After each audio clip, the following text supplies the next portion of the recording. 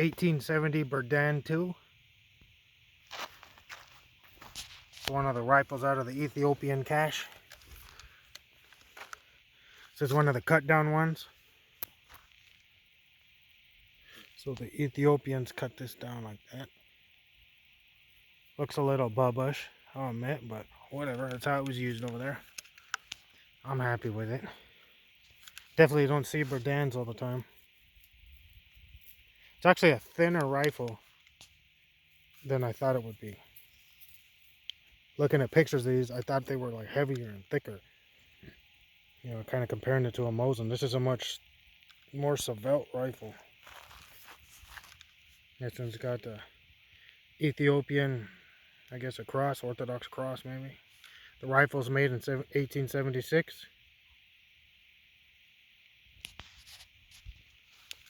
It's got the marks. I don't know what unit this was in, but the first two letters stand for Ross, which is like a kind of like a royal or military title in Ethiopia. But the next two letters, I'm not sure who that stands for. It's not Rasalula, who was a famous Ethiopian. And the bore's in super nice shape. The bore's in a lot better shape than that Gra rifle I got. It's okay. The bore's decent. It's got a couple pits. This thing's not pitted. Man, it looks really nice. The thing is though, when the Ethiopians cut this down, let's see if I can get the camera to focus. It's not going to want to do it. For some reason out in these weeds it doesn't want to work. Boy, it really wants to show what's on the ground, dang it. Well, they cut it off crooked. Come on, phone. Can't really get over it because I got it loaded right now. But look, it has no crown. It's cut off at an angle. And then somebody took a file to the end of it. They did get the front sight on straight. At least it looks like it. But it's definitely been knocked over in its dovetail. Probably to compensate for the barrel being cut off crooked. I've got just kind of like a play round in it right now. See if I could hit that.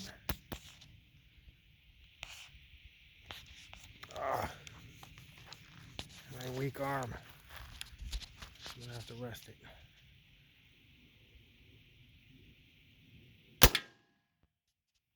Man, I think I messed up the camera when I pulled the trigger. I hate it though. All that was is a 38 caliber round ball with a piece of flannel for a patch. No grease or nothing. I barely got the cases today. I don't have the right bullets for it or anything. I don't have any 44 bullets. I don't have any of the right bullets for paper patch. And I actually got 44-77 sharps, or the cases. I got 20 of them. They don't chamber in this rifle. They need to be sized down. I'm gonna have to get, I guess, a 44 Magnum die set to do it. I tried messing around with it with the dies I got. Sometimes you can use other dies for things, and it works with the Gra, but with this one it doesn't. I kind of messed up one of the cases. But I mean, the gun's in good shape. The action feels solid. Like some old antique guns, they feel worn. The metal feels kind of soft. This thing feels great. Let's see if no, it won't extract. And the weird thing is, the extractor spring is made of brass. It's a coil spring, but it's brass. It's really odd.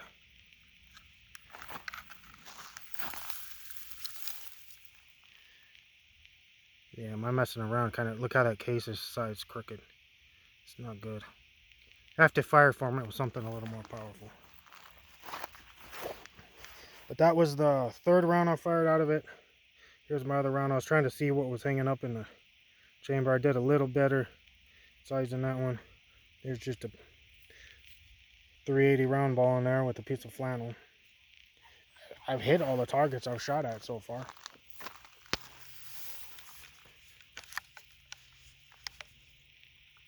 But that's what Royal Tiger's selling. I mean, I'm happy with these black powder guns, the two I've gotten from them. I wish it was a little cheaper, but I mean, $500 for a Berdan rifle that works, even the cut down one. I think it's great. It's got all the parts. It's not missing anything except maybe where the sling would go and the slider for the sight. But you still got this rear sight, which is kind of like a big buckhorn sight. It's huge.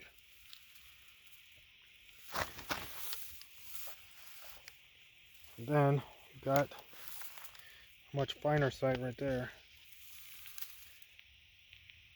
Yeah, but unfortunately it's missing the slider. I don't think that's really matter that much. It's got the volley sight right there from the rifle.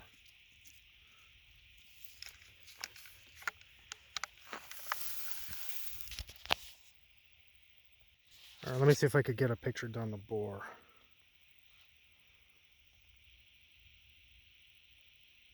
It's got a nice sharp rifle. For some reason that glare is making it look a little, it's not pitted, even though I could see it kind of looks like it. The bore is not pitted at all. It's real nice. It does have a little staining up on the top, but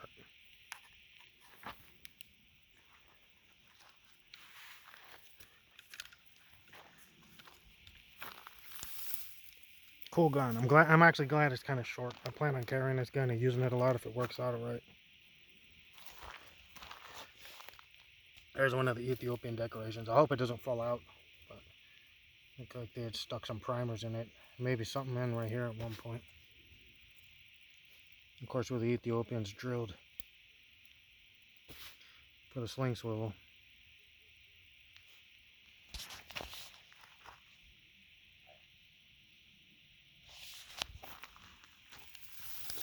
A cool gun. It could have been there in the Battle of Ottawa.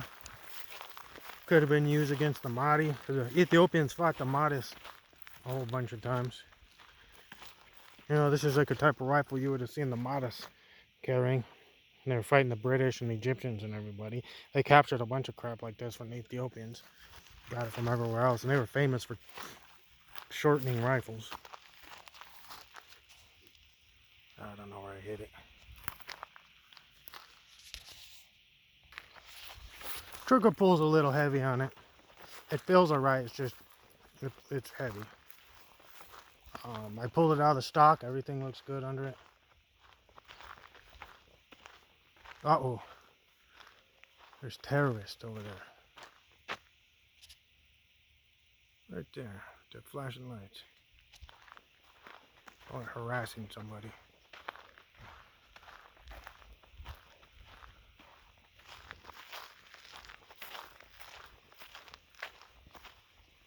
But I figured I'd grab one before they were gone. I think of all the guns that they've got at that Royal Tiger, the Berdan's the hardest one to find, kind of. Well, the one out of the rarer ones, the one I wanted the most. It was especially awesome when they had them for 500 bucks. But then that was kind of luck of the draw. You might get one of these cut down ones. You might get a, I can't remember, the Dragoon or the Cossack. I get those models, but you might have got one of those shorter ones that was from a Russian factory, or a complete rifle that wasn't cut down. But I mean, for 500 bucks, even this cut down one like this, I've never seen one for that cheap. I don't even remember seeing one of these. Definitely not at a local gun show. Or if it was there, I just missed it. But it's kind of a weird rifle. I think I'd notice it. With its weird funky bolt, the way it sticks up. Kind of like a dry Z needle rifle.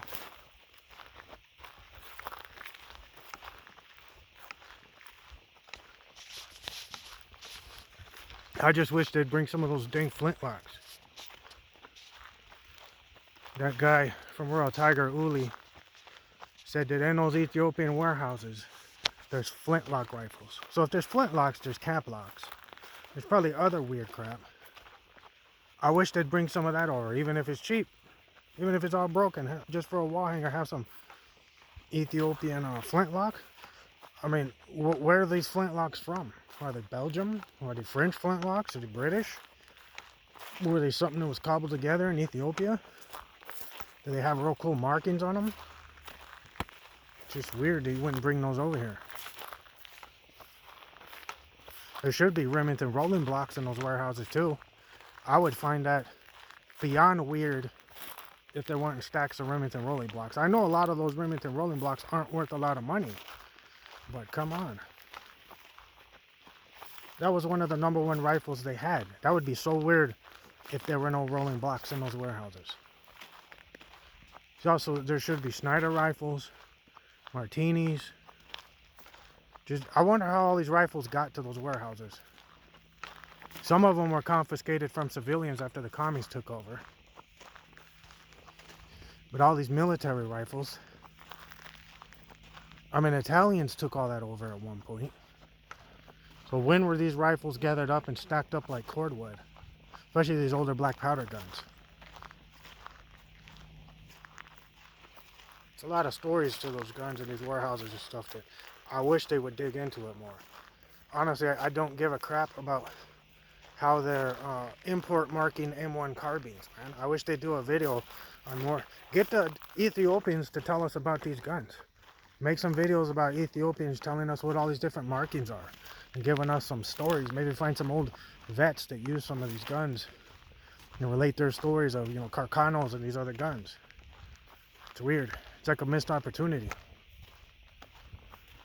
But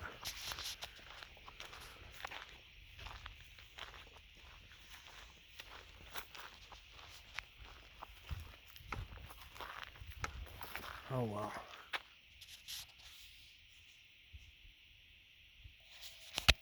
Alright, let's fire my last shot.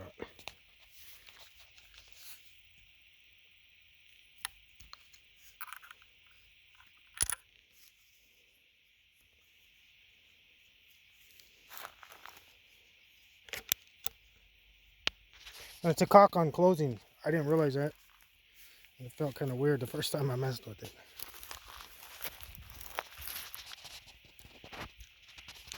There's a silhouette right there. I don't know if you can see it.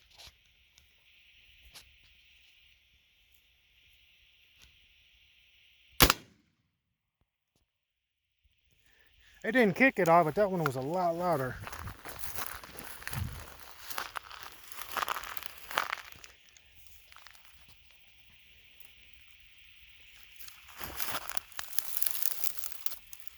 It's funny how some people get mad if you set a gun on the dirt. It's ridiculous.